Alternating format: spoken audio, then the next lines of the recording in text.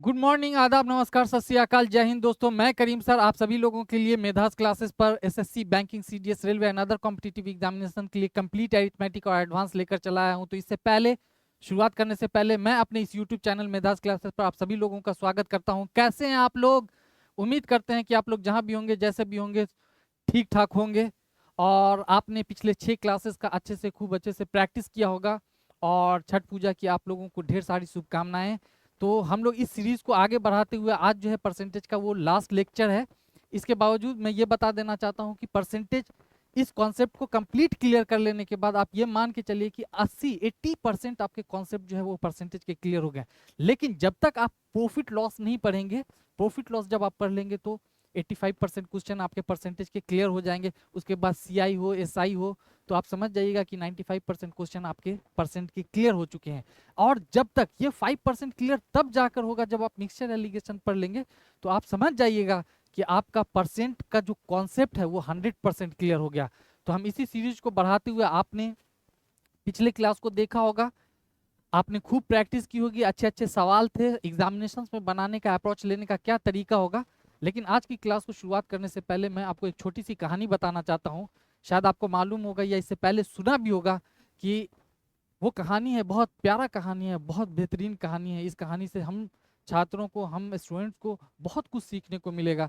तो वो कहानी है कि एक मेला था, मेले में बहुत सारी चीज़ें बिक रही थी। उसी मेले में एक बच्चा घूमता टहलता फिरता हुआ एक बंदे के पास आ गया। वो बंदा जो है देख रहा था कि उस मेले में बहुत सारे गुब्बारे उड़ रहे हैं। वो बच्चा देख रहा है कि कभी हरा गुब्बारा उड़ रहा है, कभी पीला उड़ रहा है, कभी लाल, कभी और दूसरे दूसरे कलर के जो है ना गुब्बारे उड़ रहे हैं। लेकिन उसके मन में, दिमाग में ये बात खट्टा कि उस गुब्बारे वाले के पास जितने भी बहुत सारे गुब्बारे हैं, लेकिन उन सारे गुब्बारों में से रंग बिरंगे तो गुब्बारे हैं ही, लेकिन उन सारे गुब्बारों में से एक गुब्बारा वो जो है उसके पास कंटिन्यूअस बंधा हुआ रहता है। उस वो गुब्बारा कलर में काला होता है। तो उसके मन में ये बात खटकता है कि शायद काले रंग का गुब्बारा आसमान में उड़ नहीं सकता है। वो जाता है उस गुब्बारे के वाले के पास, ये बात पूछता है कि भाई, ये रंग बिरंगे पीले, हरे, उजले सारे रंग के गुब्बारे उड़ रहे हैं, लेकिन ये काला वाला गुब्बारा क्यों नहीं उड़ता है, उड़ रहा है? तो उस गुब्बारे वाले ने बताया कि बेटा, ये गुब्बारे जो है रंगों की वजह से नहीं उड़ते। गुब्बारे जो उड़ते हैं वो उसके अंदर भरी हुई चीज़ों की वजह से, उसमें जो भरी हुई चीज़ है, जो हवा है, जो गैस है, उसकी वजह से उड़ता है। तो इस कहानी से आपको ये सीख मिलती है कि इंसान जो आसमान की बुलंदियों तक पहुंचता है, उसके अंदर की जो खूबसूरती होती है, जो उसके अंदर की जो प्रॉपर्टीज होती है, उसी की वजह से वो बुलंदी तक जाता है। तो आप जब भी पढ़ाई कर रहे हो, ऑनलाइन पढ़ाई कर रहे हो, तो चीज़ों को सबसे पहले आप रोक लिया कीजिए, सबसे पहले खुद करने की कोशिश कीजिए। और जितनी भी चीज़ें आप ऑनलाइन पढ़ रहे हो, उन चीज़ों को बार बार प्रैक्टिस करने की कोशिश कीजिए, बार बार लिखिए, लिख के पढ़ने की आदत डालेंगे। जितना लिखेंगे, जितनी बार प्रैक्टिस करेंगे, उतनी चीज़ें आपके लिए आसान, अच्छी बनती चली जाएंगी। आपको आप उससे यूज टू होते चले जाएंगे, तो वो चीज़ें आपके लिए आसान हो जाएंगी। तो इसी परसेंटेज के सीरीज को बढ़ाते हुए आज जो मेरा है वो 7th लेक्चर है। और हम ये कह रहे हैं कि ये आज परसेंटेज का लास्ट लेक्चर होगा। यहाँ पे सारे कॉन्सेप्ट्स क्लियर हो जाएंगे। तो जो बाकी बचे हुए कॉन्सेप्ट है आज की क्लास में कंप्लीट डिस्कस हो जाएंगे। तो आइए हम देखते हैं कि आज का पहला सवाल क्या है। तो आज के पहले सवाल को डिस्कस करने से पहले मैं ये आपको बताना चाहूंगा कि आप भूल जाते हैं शायद। आप जब भी देखें तो अपने यार दोस्तों में इस वीडियो को शेयर करिए, जहां तक हो सके इसे लाइक कीजिए, शेयर कीजिए, सब्सक्राइब कीजिए और कमेंट करना ना भूलिए। आपके जो कमेंट्स होते हैं वो हमारे लिए बहुत ज़्यादा वैल्यूएबल होते हैं। जब भी आप कमेंट लिखते हैं तो उनसे हम बहुत सारी चीज़ों को सीखते हैं, कहाँ पे क्या चेंजिंग करनी है, क्या अपग्रेडेशन करना है, क्या आपको नेक्स्ट लेक्चर्स क्या चाहिए, वो सब सारी चीज़ें बताइए। बहुत सारे वीडियोस के आपके कमेंट के थ्रू हमें पता चला कि पहले ऑडियो क्वालिटी थोड़ी सी एरर थी, उन सारी चीज़ों को हमने स्टेप बाय स्टेप सुधारा। फिर आपसे कनेक्शन का यही एक रास्ता है अभी। तो आप कमेंट लिखिए, हम आपके कमेंट हमेशा पढ़ते रहते हैं। तो अब हम चलते हैं अगले सवाल पे। बहुत बेहतरीन, बहुत खूबसूरत सवाल है। आज के सवाल की सीरीज में हम पहले सवाल को देखते हैं कि पहला सवाल ये रहा। हाँ, तो जो कल हम लोगों ने जिन लेक्चर्स को पढ़ा था, उसी में जो लास्ट जिन सवालों को किया था, उसी सवालों को उन्हीं में से एक सवाल को हम लेकर आ गए हैं, ताकि एक रिवीजन भी हो जाए और चीज़ें याद भी रहे। तो कल ही वाले कॉन्सेप्ट से एक सवाल आज मैं जो लेकर आया हूँ वो ये सवाल है।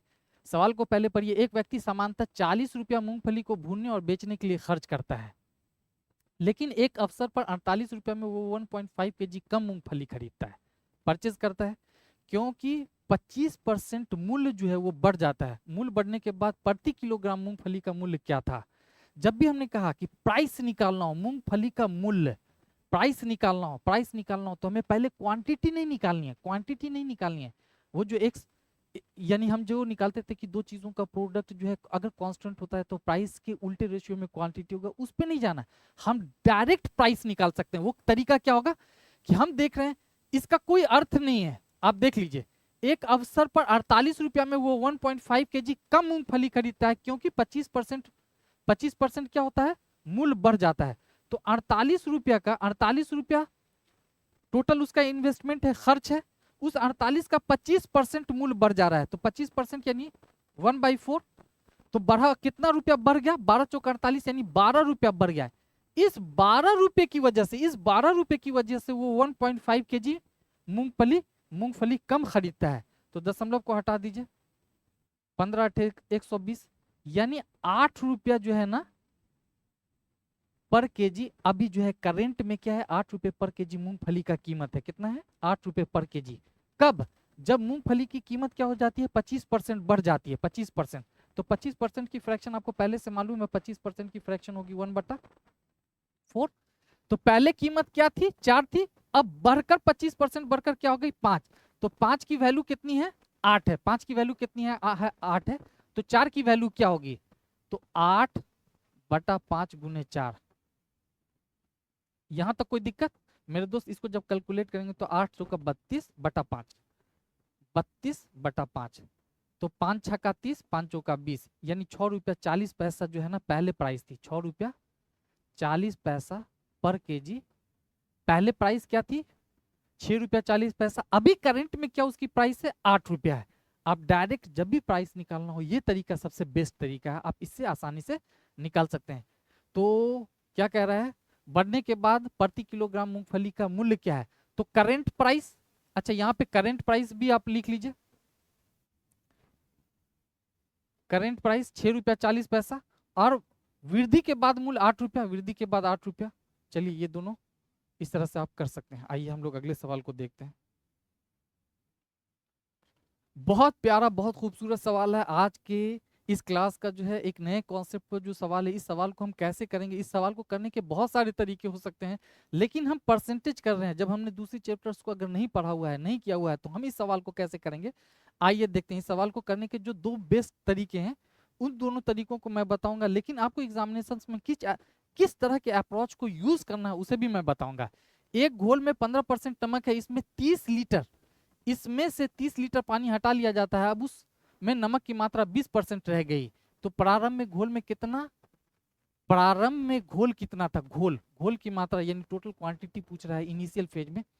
इस सवाल को करने का जो दो तरीके हैं, उन दो तरीकों मैं ये बताना चाहता हूं कि अगर किसी भी दो चीज का प्रोडक्ट x इंटू वाई, मैंने इस कंसेप्ट को बार बार बताया कि अगर फिक्स है, क्या है, फिक्स है या कांस्टेंट है, कांस्टेंट है, तो x का जो रेशियो होगा उसके उल्टे रेशियो में y होगी।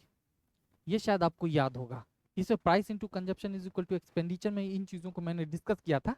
इस तरह से हम कैसे इस सवाल को करेंगे, तो आप यहाँ पर देख रहे हैं कि जो टोटल घोल है, जो टोटल क्वांटिटी है घोल का, जो टोटल क्वांटिटी है, उसमें नमक की मात्रा, परसेंटेज ऑफ सॉल्ट, कभी परसेंटेज ऑफ सॉल्ट होगा, कभी परसेंटेज ऑफ एसिड होगी, जो नमक की मात्रा होगी, इससे हमें क्वांटिटी ऑफ सॉल्ट निकल के चला आएगा। क्या निकल कर चले आएगा, क्वांटिटी ऑफ सॉल्ट। हम देख रहे हैं कि टोटल क्वांटिटी में अगर नमक की मात्रा, अगर हम क्या कर लें, टोटल क्वांटिटी में अगर नमक की मात्रा निकाल लें, यानी नमक का प्रतिशत निकाल लें, तो हम टोटल क्वांटिटी से नमक का अगर प्रतिशत हम अगर कैलकुलेट करते हैं, तो हमें क्वांटिटी ऑफ सॉल्ट यानी नमक की मात्रा पता चल जाता है।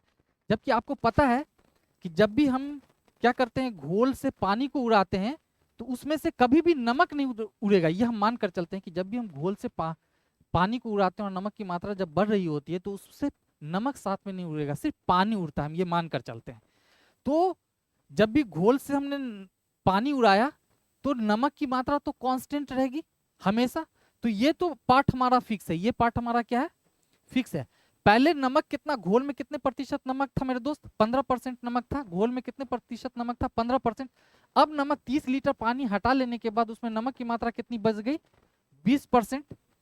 तो इसको दोनों को कैंसिल आउट कर लीजिए, तो इसका रेशियो हो गया 3:4।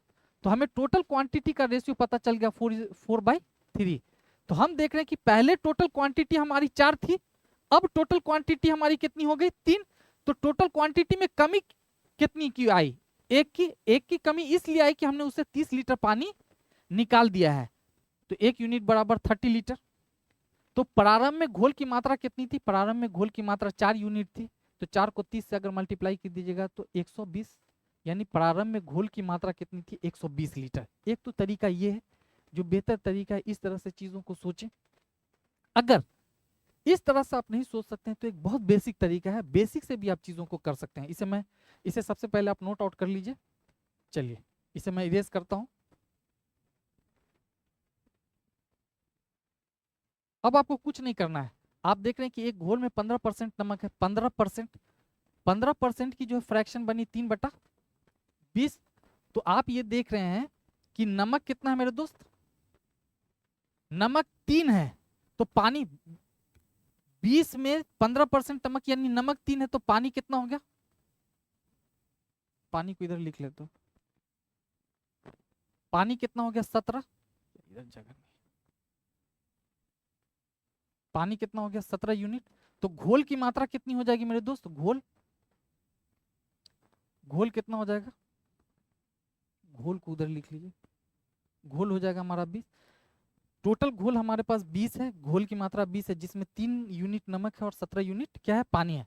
अब क्या कर रहा है कि 30 लीटर पानी हटा लेने के बाद उस घोल में नमक की मात्रा 20% बच जाती है। कितना, 20%। 20% की फ्रैक्शन बनी 1/5, यानी 5 में क्या है, 1 नमक है। तो 1 यूनिट नमक है तो 4 कितना होगा, 4 पानी होगा। तो टोटल घोल की मात्रा कितनी होगी, 5। यहां तक कोई दिक्कत।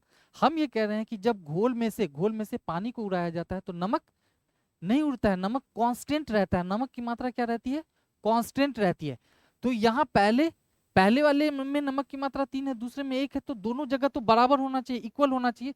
तो हम नमक की मात्रा को बराबर कर लेते हैं। तो इसको 3 से मल्टीप्लाई कर लेंगे, इसको भी 3 से मल्टीप्लाई कर लेंगे, तो इधर भी 3 से मल्टीप्लाई कर लेंगे। यहाँ तक कोई दिक्कत नहीं होगी।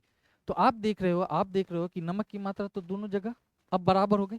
तो पहले जो है घोल की मात्रा कितनी थी, 20 थी। पहले घोल की मात्रा 20 थी, अब घोल की मात्रा कितनी हो गई, 15। और पानी कितना है, यहाँ पर पानी कितना है, 4 3 12 यूनिट पानी है। और पहले घोल में पानी की मात्रा कितनी थी, 17 यूनिट। अब घोल में पानी की मात्रा कितनी बची, पानी कितने लीटर उड़ाया गया है, 17 से 12 बनाने के लिए 5 लीटर पानी उड़ाया गया, 5 यूनिट। तो 5 यूनिट की वैल्यू कितनी हो गई मेरे दोस्त, सवाल में दे रखा है 30 लीटर। तो 5 यूनिट की 30 लीटर, तो 1 यूनिट बराबर 6 लीटर। तो घोल, प्रारंभ में घोल की मात्रा कितनी थी, 20।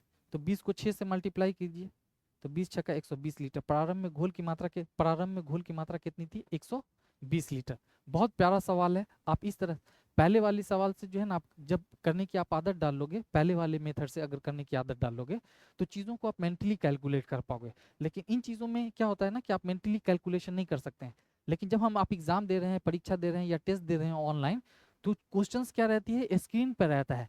जब स्क्रीन के क्वेश्चंस को जब हम ओरली कैलकुलेट करना सीख लेंगे, जितना फास्ट दिमाग चले, कॉपी पे लिखोगे तो दिमाग थोड़ा सा कम चलेगा, लेकिन जितना आप चीज़ों को आप स्क्रीन के थ्रू मेंटली कैलकुलेट करना सीख लोगे तो उतनी चीज़ें फास्ट हो जाएंगी।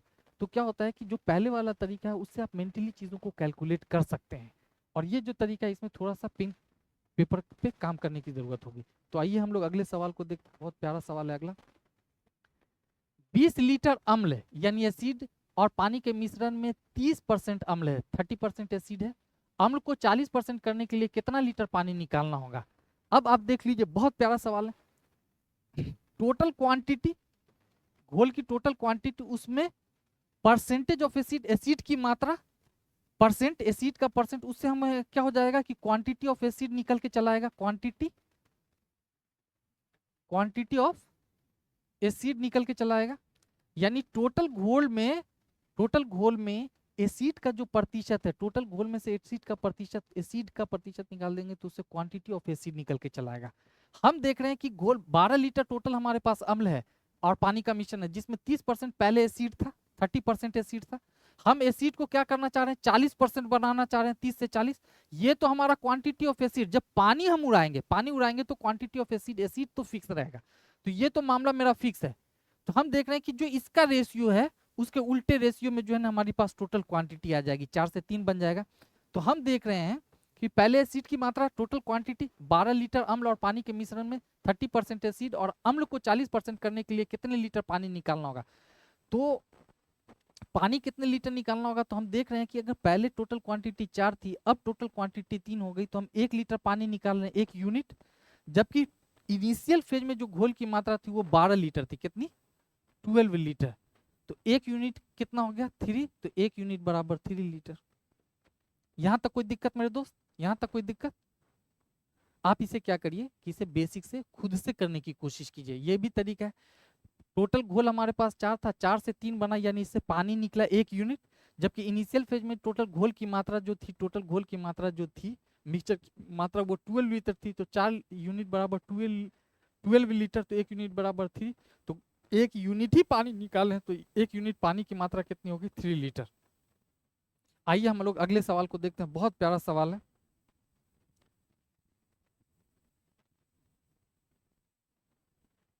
हाँ, आप देखिए, बहुत प्यारा सवाल है। 15 सेकेंड लीजिए, इसको पढ़िए, इसको पॉज कीजिए, पॉज करके बनाने की कोशिश कीजिए। सेम जो हमने पहले 2 सवाल किए हैं उसी से रिलेटेड ये तीसरा सवाल भी है, बहुत प्यारा सवाल है।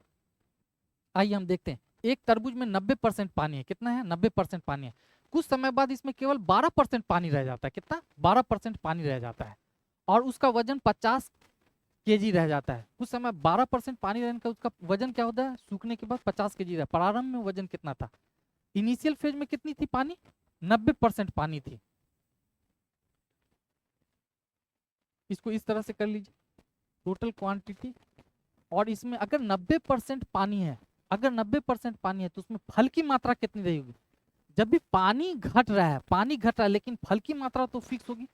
तो हम परसेंटेज ऑफ फ्रूट निकाल लेते हैं, परसेंटेज ऑफ पल्प, जो सॉलिड आइटम है, फ्रूट है, पल्प है, उसका प्रतिशत। इससे हमारे पास निकल जाएगा quantity of pulp, quantity of pulp या फ्रूट। यहां तक कोई दिक्कत। अब आप देख रहे हो कि इनिशियल में 90% अगर पानी है, 90% पानी है, तो 10% फ्रूट होगा। यहां तक तो कोई दिक्कत। परसेंटेज को अभी हम कैलकुलेशन को आसान बनाने के लिए छोड़कर चलते हैं। और इसके बाद जब उस फल को, तरबूज को सुखाया गया, तरबूज को सुखाया गया, तो उसमें 12% पानी है, तो 88% फ्रूट होगा, 88% फ्रूट होगा, कितना, 88% फ्रूट होगा। तो इसे कैंसिल कर दीजिए, ये 5 हो गया, ये 44 हो गया। तो टोटल क्वांटिटी की मात्रा 44 से क्या हो गई, 5 हो गई। तो कितना पानी निकाला गया है, कितना पानी निकाला गया है। तो अब इसका वजन कितना रह जाता है, टोटल क्वांटिटी का वजन 50 केजी रह जाता है, 50 केजी। अब जो है वो टोटल क्वांटिटी का वजन कितना रह जाता है मेरे दोस्त, 50 केजी, 50 केजी। तो 1 यूनिट बराबर कितना हो गया मेरे दोस्त, 10 केजी। क्लियर है। तो 444 यूनिट को 10 से अगर मल्टीप्लाई कर देंगे तो 440 केजी हो जाएगा। यानी प्रारंभ में जो है तरबूज का जो वजन था, तरबूज का जो वजन था वो कितना था मेरे दोस्त, 440 केजी, 440 केजी। आइए हम लोग अगले सवाल को देखते हैं। इसे आप बेसिक से भी कर सकते हैं, आप बेसिक से भी कर सकते हैं, लेकिन ये तरीका एक बेहतर तरीका है। आप इसको सीखिए, बार बार प्रैक्टिस कीजिए। जब आप इसे मेंटली कैलकुलेट करना सीख लेंगे, ये चीज़ें मेंटली कैलकुलेट होना प्रैक्टिस के बाद शुरू हो जाएंगी। तो हम अगले सवाल को देखते हैं। ताजे फलों में 68% पानी है, 68% पानी, इसका मतलब 32% क्या होगा, पल्प होगा, फ्रूट होगा। सूखे फलों में 20% पानी है। 75 केजी ताजे फलों से कितना सूखा फल बनाया जा सकता है। बहुत आसान सवाल है। हमारे पास क्या है, टोटल क्वांटिटी है ताजे फल की मात्रा, उसमें जो है परसेंटेज ऑफ पल्प, उससे क्वांटिटी ऑफ पल्प निकल के चला आएगा। सेम क्वांटिटी ऑफ पल्प या फ्रूट। यहां तक कोई दिक्कत। आप देख रहे हो कि ताजे फल में जो 68% पानी है, तो उसमें फ्रूट कितना होगा, 32%। अब जो है अगर फल सूख जाता है, फल सूख जाता है, तो उसमें पानी की मात्रा कितनी बच जाती है, 20%। तो 80% उसमें फ्रूट होगा। तो आप इसे कर देंगे, 16 दूना 32, 16 85, इसका रेशियो हो गया 2/5। तो टोटल क्वांटिटी का रेशियो इसका उल्टा हो जाएगा 5/2। अब सवाल ये कह रहा है कि 75 केजी ताजे फलों से 75 ताजे फल की मात्रा कितना है 5 केजी, जबकि एक्चुअल सवाल कह रहा है कितना 75 केजी, तो 15 पचे 75। कितना सूखा फल बनाया जा सकता है, तो 2 यूनिट सूखा फल बनाया जाता है, तो इसको 15 से मल्टीप्लाई कीजिए, 15 दूना 30 केजी। यानी 75 केजी ताजे फलों से हम कितना सूखा फल बना सकते हैं 30 केजी, 30 केजी। बहुत प्यारा सवाल है, शायद आपको समझ में आ रहा होगा। आप इसे जो है बेसिक से करके देखिए, जब भी बेसिक से आप चीजें करेंगे तो आपकी समझ बढ़ेगी। मैं ये बार बार कर रहा हूँ कि मैंने पहले सवाल में आपको बेसिक से चीजें बताई है, लेकिन उसके बाद मैंने एक तरीका ये भी बताया है कि एग्जामिनेशंस में इसको बनाने का सबसे बेस्ट अप्रोच क्या हो सकता है। इसी अप्रोच से जब आप चीज़ों को करेंगे तो चीज़ों को मेंटली आप कर पाएंगे। तो ये एक तरीका है जो हमने आपको बताया, इससे आप करने की कोशिश कीजिए। जब जब आप जितनी बार प्रैक्टिस करते चले जाएंगे आप इससे यूज टू होते चले जाएंगे और ये चीज़ें आपको समझ में आती चली जाएंगी। तो बेसिक से इसलिए मैं कह रहा हूँ कि आप करें इन सवालों को, इसलिए ताकि आपकी अंडरस्टैंडिंग बढ़े। आखिर कहाँ वहाँ पे क्या कर रहे हैं, यहाँ पे कैसे हो रहा है, तो यहाँ पर आप चीज़ें डायरेक्ट कैलकुलेट कर पा रहे हैं, बहुत सारी चीज़ों को बराबर करने की ज़रूरत नहीं पड़ रही है। तो आइए हम अगले सवाल को देखते हैं। In an examination, 35% of the candidates fail in mathematics and 25% in English. If 10% fail in both mathematics and English, then how much percent passed in both subjects? एक परीक्षा में 35% छात्र गणित में फेल हुए, 25% अंग्रेजी में फेल हुए, 10% छात्र दोनों में फेल हुए, तो कितने परसेंट छात्र दोनों विषय में पास हुए? मेरे प्यारे दोस्तों, आप इस सवाल को करने से पहले थोड़ा सा एक बेसिक कॉन्सेप्ट को पहले सीख लीजिए। वो कॉन्सेप्ट क्या है कि आपको शायद सेट्स के बारे में आपने पहले पढ़ा होगा, सेट थ्योरी के बारे में, समुच्चय के बारे में। वो चीज मैं बता दे रहा हूँ कि अगर ए यूनियन बी, ये formula A union B, n A union B बराबर होगा n A plus n B minus n A intersection. इसका अर्थ क्या होता है? इसका अर्थ क्या होता है? At least one. A union B का मतलब होगा एटलीस्ट वन, कम से कम एक में तो होगा ही, एटलीस्ट वन। ए और ए या बी में से किसी एक में, कम से कम किसी एक में होना ही चाहिए, एटलीस्ट वन। इसको एलसीएम भी कह सकते हैं, ए यूनियन बी, इसका एक अर्थ होता है एलसीएम, या और भी हो सकता है, या प्लस, ऐसे भी इसको ले सकते हैं। और A N A element in ए, यानी सिर्फ ए में, सिर्फ ए में element in B, n B का मतलब एलिमेंट इन बी, यानी बी में सिर्फ बी की बात कर रहा है। और एन ए इंटरसेक्शन बी की जब बात कर रहे हैं, एन ए इंटरसेक्शन बी, इसका मतलब होगा S C F, S C F यानी कॉमन, जो दोनों में कॉमन हो। क्या हो? कॉमन हो, कॉमन, या एंड कॉमन हो, जो दोनों में कॉमन हो। इसका अर्थ ये हुआ। अब यहां से इन सवालों को कैसे आप सॉल्व करेंगे? इसका अर्थ, कभी कभी एग्जामिनेशंस में डायरेक्ट फॉर्मूला से रिलेटेड आपको सवाल पूछ लिए जाते हैं। जैसे एक एग्जामिनेशंस में, इससे पहले एक एग्जामिनेशंस में शायद सीएचएसएल में ये सवाल पूछ लिया गया था कि एनए जो है, एनए दे दिया था 40, 30, और एनबी दे दिया था शायद 40, और एन ए इंटरसेक्शन जो है B, n A intersection B जो है वो 10 था। तो सवाल पूछ लिया गया था कि एन ए यूनियन बी बताइए क्या होगा। तो जब भी आपको फॉर्मूला अगर याद होगा, जब भी आपको फॉर्मूला याद होगा, जब भी आपको फॉर्मूला याद होगा, तो आप चीजों को आसानी से निकाल पाएंगे। डायरेक्ट फॉर्मूला पे बेस्ड सवाल था, डायरेक्ट फॉर्मूला पे बेस्ड सवाल था। ये सेट थ्योरी से रिलेटेड सवाल है। इस हम जब भी सिर्फ ए सिर्फ बी की अगर बात कर रहा होगा, तो हम तो क्या करेंगे कि वेन डायग्राम बनाकर चीजों को सॉल्व करेंगे, वेन डायग्राम के थ्रू। या सिर्फ दो में अगर पूछ रहा है तो हम वेन डायग्राम के तौर पे उसे सॉल्व करेंगे। लेकिन सवाल में अगर सिर्फ फॉर्मूला पे बेस्ड है, सिर्फ नॉर्मल या कॉमन बातें अगर पूछ रहा है जो फॉर्मूला से निकल सकता है, तो हम क्या करेंगे कि फॉर्मूला का यूज करके चीजों को सॉल्व करेंगे। कभी कभी हमें फॉर्मूला यूज करना भी हमारे सवाल के लिए बहुत आसान बना के रख देता है। तो आइए हम देखते हैं कि सवाल को कैसे आप इसे जान रहे हैं कि इसका अर्थ क्या हुआ। इसी तरह एक और है, अगर 3-3 वाला रहे तो उसको हम आगे बता देंगे, लेकिन पहले इसको आप देख लीजिए आगे जो सवाल है उसको। एक परीक्षा में 35% छात्र गणित में फेल हुए, 25% अंग्रेजी में फेल हुए, 10% छात्र दोनों में। इसे वेन डायग्राम से हम कैसे करेंगे?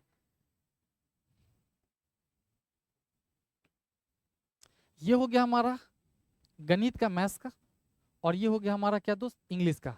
अब देख रहे हैं कि दोनों में 10% छात्र फेल हो रहे हैं। दोनों में कितने प्रतिशत छात्र फेल हो रहे हैं मेरे दोस्त? 10% छात्र फेल हो रहे हैं, जबकि 35% गणित में है। तो 10% तो पहले फेल हो चुका है, तो 25%, तो टोटल मिला के 25 + 10 35% मैथ्स में फेल हो गया। और देख रहे हैं कि 25% अंग्रेजी में फेल हो रहा है, तो 10% तो पहले से दिया हुआ है, 15% और दे देंगे तो कितना हो गया, 25% इंग्लिश में फेल हो गया।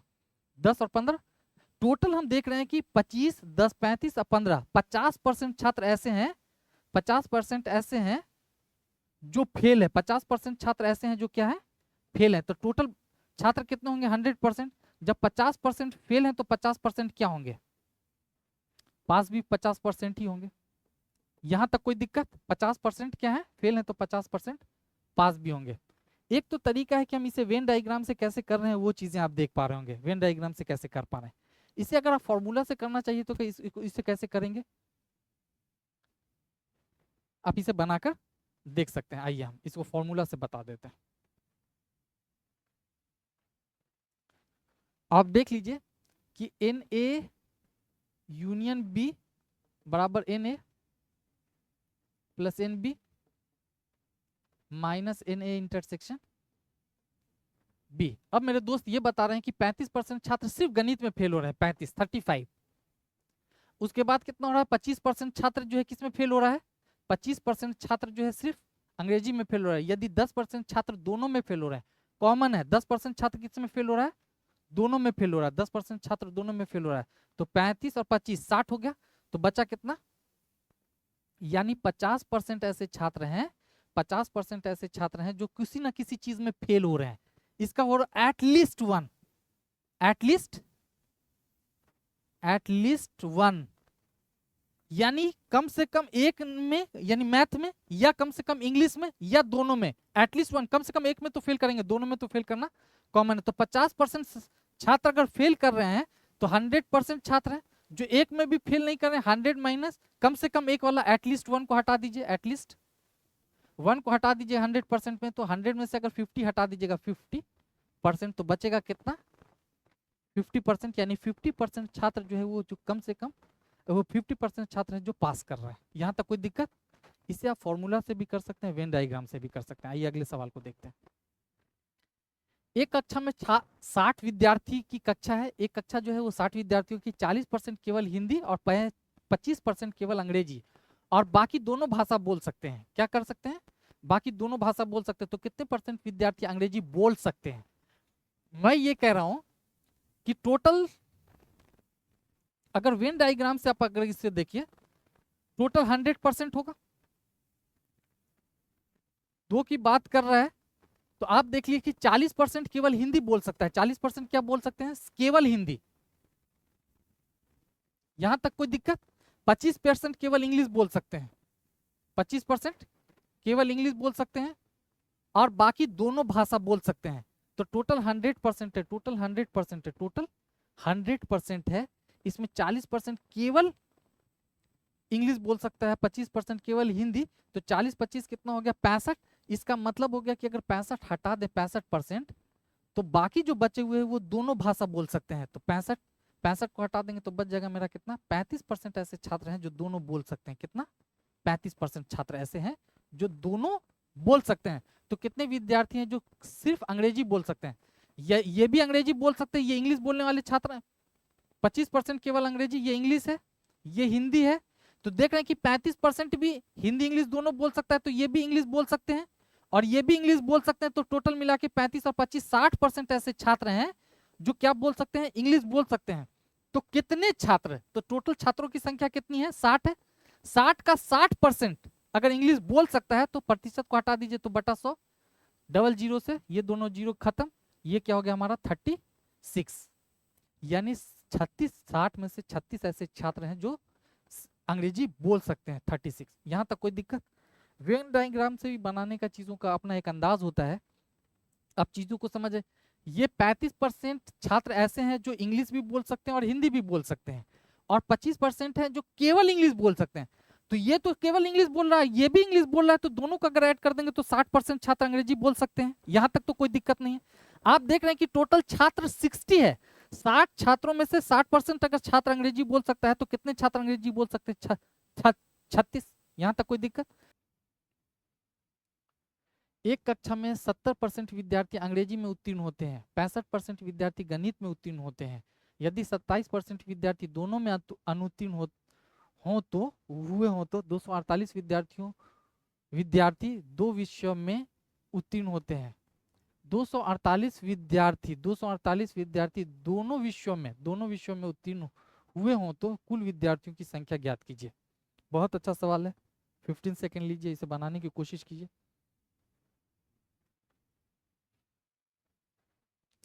इसे बनाने का जो बेहतर तरीका हो सकता है वो मैं आपको बता रहा हूं। सबसे पहले क्या हो सकता है कि आप देख रहे हैं कि कॉमन क्या है, 27% विद्यार्थी जो है वो दोनों में अनुत्तीर्ण है। तो हम ये देख रहे हैं कि 27% विद्यार्थी जो है दोनों में अनुत्तीर्ण है। अगर 70% विद्यार्थी अंग्रेजी में उत्तीर्ण है, 70% विद्यार्थी अगर अंग्रेजी में उत्तीर्ण है तो अंग्रेजी में कितना अनुत्तीर्ण होगा? 30% अनुत्तीर्ण होगा, फेल होगा। तो दोनों में उत्तीर्ण 27 है, अंग्रेजी में अनुत्तीर्ण 30 है, तो इंग्लिश में कितना हो गया? यहां पर सिर्फ इंग्लिश में जो है 3% विद्यार्थी अनुत्तीर्ण होंगे। उसके बाद क्या कह रहा है कि दोनों में 65% विद्यार्थी गणित में, 65% विद्यार्थी क्या है? गणित में अनुत्तीर्ण है। 65% विद्यार्थी क्या है? गणित में अनुत्तीर्ण है, उत्तीर्ण है। तो 35% अनुत्तीर्ण होंगे, 35%। तो टोटल 27% कॉमन है कि जो दोनों में अनुत्तीर्ण है। तो 35% अगर एक सब्जेक्ट में अनुत्तीर्ण है तो 35 में से 27 चला गया तो 8। आप देख रहे हैं कि सिर्फ और सिर्फ मैथ में अनुत्तीर्ण होने वाले बच्चों की संख्या जो है 8 है, जबकि दोनों को मिला के 27 और 8 35 हो गया। आप देख रहे हैं कि सिर्फ और सिर्फ इंग्लिश में अनुत्तीर्ण होने वाले बच्चों की संख्या 8 है, जबकि इस दोनों को मिला के अगर देख लेंगे तो पूरे की पूरी इंग्लिश में अनुत्तीर्ण होने वाले बच्चों की संख्या कितनी हो गई? 30। तो आप देख रहे हैं कि 248 विद्यार्थियों में से 248 विद्यार्थी जो दोनों विषयों में उत्तीर्ण है, तो ये तो अनुत्तीर्ण हो गया। तो टोटल अनुत्तीर्ण का प्रतिशत देख लीजिए, 27 प्लस 3 30 और 8 38% ऐसे विद्यार्थी हैं, 38% ऐसे विद्यार्थी हैं जो फेल है। तो टोटल 100 है, 100 में से 38 फेल है, तो पास कितना है? टोटल 62% पास है। तो 62% टोटल 248 विद्यार्थी जो दोनों विषयों में पास है, तो 62% कितना हो गया? 248। तो एक यूनिट बराबर क्या हो गया? 62 चौका, तो एक यूनिट बराबर 4 हो गया। तो 100 यूनिट, तो 100% 400। तो 100% टोटल विद्यार्थियों की संख्या कितनी है? कुल विद्यार्थियों की संख्या 100% यानी 400। आइए अगले सवाल को देख लीजिए। एक कंपनी में 55% मजदूर चाय, 45% कॉफी, 40% दूध पसंद करते हैं। उनमें से 20% चाय और दूध और 20% कॉफी और दूध, 25% चाय और कॉफी दोनों पसंद करते हैं। 15% मजदूर ऐसे हैं जो तीनों चीजें पसंद करते हैं। तो उन मजदूरों की संख्या ज्ञात कीजिए। इसको बनाने का जो सबसे बेहतर तरीका, अगर इसे फॉर्मूला से बनाएंगे तो बहुत जल्दी निकल जाएगा। मैं ये इसका एक फॉर्मूला बता देता हूँ सिर्फ में। N A union B union C जो है element in A plus element in B plus element in C minus n A intersection B minus n B intersection C minus n C intersection A plus n A intersection B intersection C. इस तरह से आप चीजों को देख सकते हैं। ये अगर 3 वाली बात अगर कही जाए तो ये फॉर्मूला सबसे बेस्ट है, इस फॉर्मूला को आप याद रखिए। अब क्या है कि एक कंपनी में 55% मजदूर क्या है? 55% मजदूर क्या है? सिर्फ चाय पीते हैं, 55।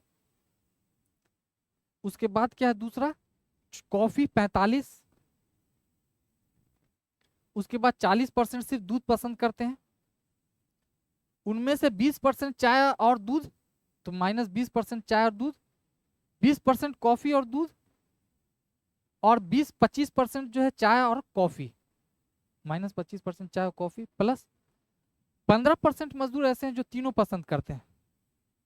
तो आप ये देख लीजिए, घटा लीजिए, 20 से 20 कैंसिल आउट, 40 हो गया।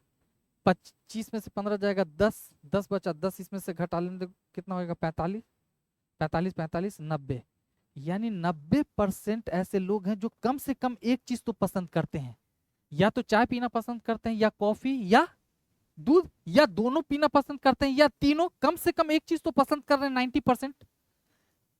तो बाकी जो बचे 100% लोग हैं, 100% लोग हैं उसमें 90% कुछ ना कुछ पसंद करते हैं, तो 10% ऐसे लोग हो गए जो कुछ भी पसंद नहीं करते हैं, चाय कॉफी और दूध पीना कुछ भी नहीं पसंद करते हैं, तो ये क्या पसंद करते हैं, पानी पीना पसंद करते हैं।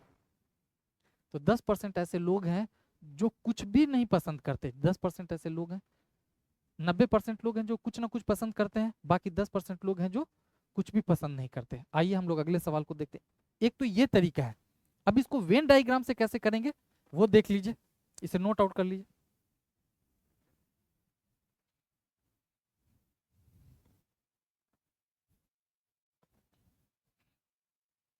आइए वेन डायग्राम से देख लेते हैं। एक कंपनी में 55% मजदूर चाय, 45% कॉफी और 40% दूध पसंद करते हैं, कोई दिक्कत? आइए बाकी तीनों चीजें पसंद करते हैं। हम इसको वेन डायग्राम से जब इन चीजों को करेंगे तो हम उल्टा करेंगे।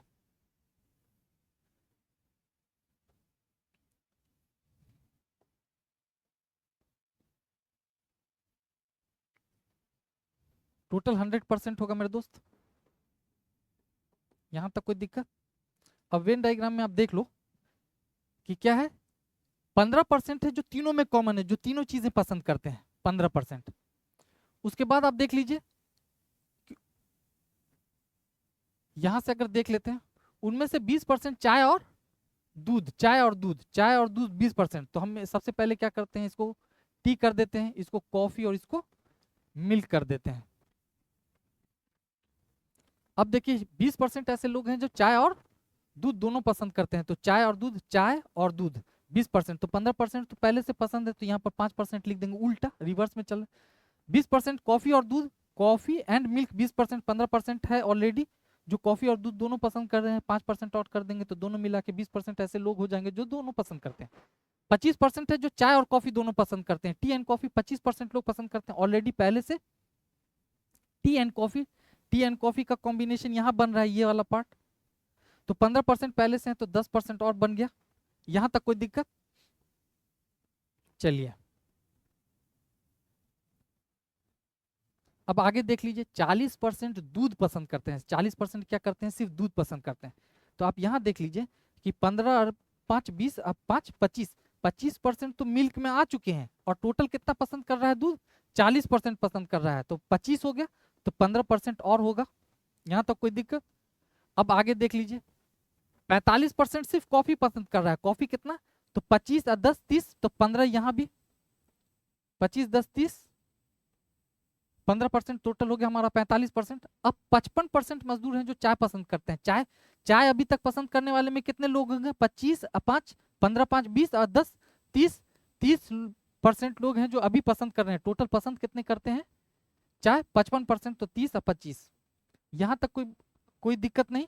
अब जब भी वेन डायग्राम से जब चीजों को हम सॉल्व करते हैं, वेन डायग्राम से चीजों को सॉल्व करते हैं, तो सिर्फ एक चीज कितने लोग पसंद कर रहे हैं, तो एक चीज पसंद करने वाले से पहले हम सवाल को देख लेते हैं कि इनमें से कितने लोग हैं जो कुछ भी पसंद नहीं करते, तो टोटल पसंद करने वालों की संख्या कितनी होगी, जब इसको जोड़िएगा तो टोटल आ जाएगा 90, यानी 90% लोग हैं जो कम से कम, एटलीस्ट कम से कम एक चीज तो पसंद करते हैं, दो भी पसंद कर सकते हैं, तीनों चीज। तो टोटल 100% छात्र है, 100% लोग हैं, 100% एम्प्लॉय हैं, मजदूर हैं, जिसमें से 90% लोग कम से कम एक चीज पसंद करते हैं, तो 10% ऐसे लोग होंगे जो कुछ भी पसंद नहीं करते हैं। लेकिन वेन डायग्राम से फायदा क्या हो जाता है, फॉर्मूला से तो हम डायरेक्ट ये निकाल लेंगे जो 10% लोग हैं जो कुछ भी पसंद, वेन केवल एक चीज पसंद करने वाले लोगों की अगर संख्या पूछ दे, अगर केवल 1% केवल एक चीज पसंद करने वाले लोगों की, या तो टी या तो कॉफी, तो आप देख रहे हैं कि एक चीज पीने वाले लोगों की संख्या कितनी हो गई। तो इस तरह से हम निकाल सकते हैं कि 25 और 15, 40 और 15, 55% ऐसे लोग हैं जो केवल सिर्फ एक चीज पसंद करते हैं, या तो टी पसंद करते हैं, या तो कॉफी, या तो दूध पसंद करते हैं। इसी तरह से अगर केवल दो चीज पसंद करने वालों की संख्या अगर बताइएगा, तो यहाँ से इस तरह से, तो वेन डायग्राम अगर केवल एक, केवल दो के बारे में अगर पूछा जाए, तो इस तरह से आप यहाँ से वेन डायग्राम का यूज करके चीजों को सॉल्व कर सकते हैं। आइए हम अगले सवाल को देखते हैं। एक परिवार में 40% छात्र गणित में एक परीक्षा में 40% छात्र गणित में, 50% अंग्रेजी में, 30% हिंदी में फेल हुए। यदि 25% छात्र गणित व अंग्रेजी में, 15% अंग्रेजी व हिंदी में, 22% गणित व हिंदी में फेल हुए और 13% छात्र जो है वो तीनों विषयों में फेल हुए, तो कितने परसेंट छात्र तीनों विषयों में पास हुए? बहुत प्यारा सवाल, इसको फॉर्मूला से आप कर लीजिए, बहुत जल्दी बन जाएगा। तो आप देख रहे हैं कि आपको शायद याद होगा कि n A union B union C जो है वो n A plus n B plus n C minus n A intersection B minus n A B intersection C minus n C intersection A plus n A intersection B intersection सी।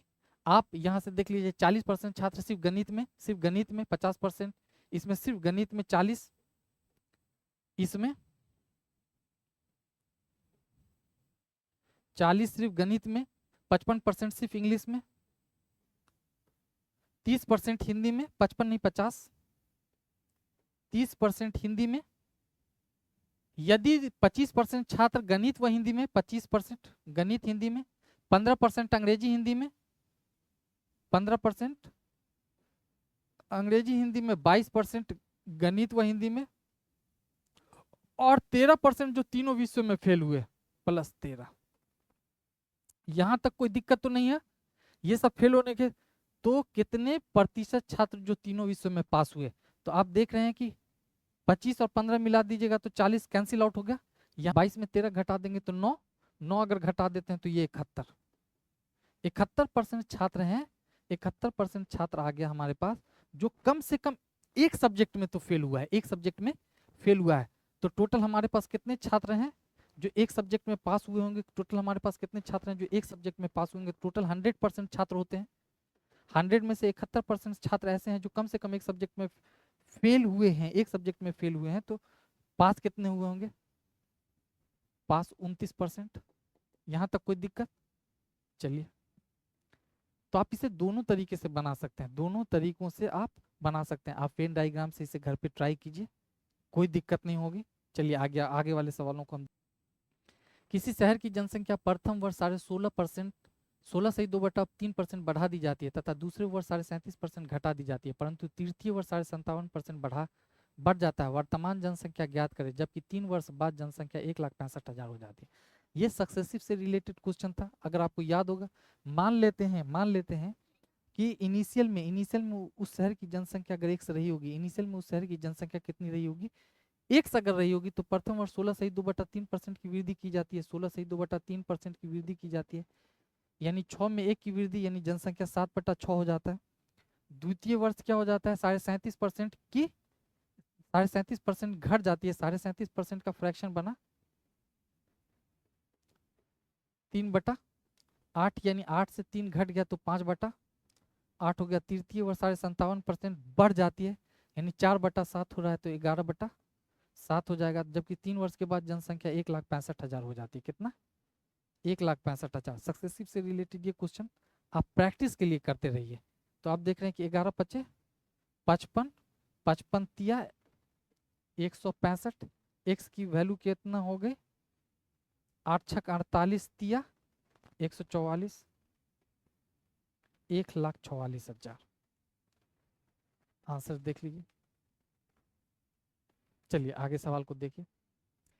किसी पुस्तकालय में 20% किताबें हिंदी, बची हुई किताबों का 50% अंग्रेजी में, बची हुई किताबों का 30% फ्रेंच में, अब जो बची किताबें कितनी हैं? 6300 है। तो जो धार्मिक है, किताबें धार्मिक है, तो पुस्तकालय में किताबों की संख्या कितनी थी? मान लेते हैं कि इनिशियल फेज में पुस्तकालय में किताबों की संख्या 1 से रही होगी। 1 में 20% किताबें हिंदी की हैं, यानी 20% यानी 1/5, यानी 5 में 1 हिंदी की है तो बचेंगी कितना? 4/5। अब बची हुई किताबों का क्या है? 50% अंग्रेजी में है तो 50% यानी 1/2, तो 1/2 किसी और भाषा में होगा। अब वो जो बची हुई किताबें हैं किसी और भाषा में नहीं होके वो 30% फ्रेंच में है, तो 30% फ्रेंच में है, तो अगर 10 का 3 फ्रेंच में तो बचेंगे कितना? 7/10। अब बची हुई किताबें कितनी है? 6300 है। तो आप देख रहे हैं कि 7 चौक 4 से इससे पहले काट लीजिए, ये 5 हो गया, 7 नमा 63 900। एक्स की वैल्यू कितनी आ गई मेरे दोस्त, 225 यानी 22,500। उस पुस्तकालय में पुस्तकों की संख्या कितनी थी, 22,500। यहाँ तक कोई दिक्कत? आइए हम लोग आगे देखते हैं। एक व्यक्ति अपनी आय का 5% यात्रा में खर्च करता है, बचे का 20% भोजन में तथा 120 रुपया दान में दे देता है। यानी आय का कितना परसेंट, 5% अगर यात्रा में खर्च कर रहा है तो 19/20। अब बचे हुए का 20% भोजन पर, तो अब बच कितना रहा है, अब बचा कितना, 20% अगर भोजन पर खर्च कर रहा है यानी 1/5, तो 4/5 उसके पास बच गया। उसमें से 120 दान में दे देता है। अगर दान में न देता तो जो 1400 रुपया बच रहा है, 120 रुपया और बचते, 1520 रुपया उसके पास बचते। तो 19 4 पंचे 20, 19 अठे 152 80, पचम 25 अठे 200, 2000। तो उसके पास प्रारंभ में कितने पैसे थे, 2000। अब आइए अगले सवाल को हम लोग देख लेते हैं।